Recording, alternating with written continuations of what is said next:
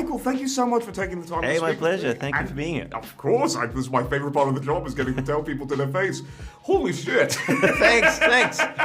Yeah. Kind of starting off, jumping off of that, why was this the way you wanted to kind of explore relationships and romances in this way? Why was Together the movie you needed to do? Oh, I think it's because I've been in a relationship for over 16 years now, and not only that, my kind of friendship group is made of these serial monogamous kind of couples, most of whom have been together since high school, as we'd call in Australia year 10, kind of relationships. And when I was kind of moving in with my partner for the first time, I was thinking well, we really do share a life. I really don't know where I end and you begin. I've been with you since I was a teenager. That's kind of strange to be, sort of feeling like one half of a whole as a person. And I thought oh, that's kind of an interesting idea to explore thematically, but also from a movie nerd place. I'm I can see that as a body horror. I can imagine getting to do kind of fun, creepy stuff with that. And that was really where I jumped off with it.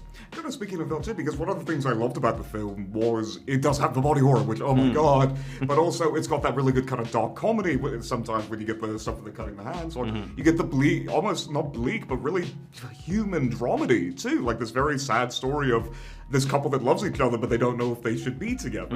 How did you approach kind of finding those disparate tones and making them all mesh together, quite these characters might be? Yeah, well, thank you so much for saying so. It was important for me that hopefully if you strip the horror out of this film, that it would still kind of work as a relationship drama. And that stuff really came from my own kind of personal life. There's arguments the characters have in this movie that me and my partner have had, or there's specifics from their lives that is kind of from my own life. And in terms of the kind of comedy weaving its way through the film, particularly the more it goes on, the kind of more comedic it sort of gets, I sat down to write it thinking I was going to write a very serious, very kind of somber horror movie, the nastiest movie I could think of.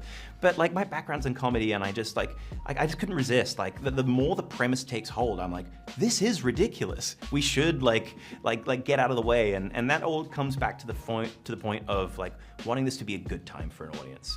Maybe that's coming from the online space where you're kind of fighting for the attention economy of people, whereby I want people to walk out of this movie and think that was scary, that was fun, and I had a good time.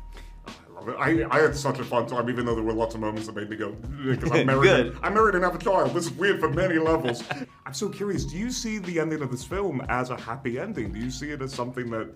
I love people who've got kind of different readings on the ending. I think of it as a happy ending. I mean, in a way, I think if you looked at the structure of this film versus the structure of a rom-com, it's kind of like most rom-coms, they sort of begin with characters that maybe don't get on, and they're sort of clashing, and you watch the film and sort of hope that by the end of the movie they might actually sort that out and get together. And without getting too specific, this film kind of has that ending, just from a sort of weird perspective. Weird literalism. Yeah. And then final question, because I love asking this question for any filmmaking, because you step into any project, I have to imagine you have an idea in your head of, I know what this is going to look like, I know what this is going to be like, especially having written the film as well. Yeah.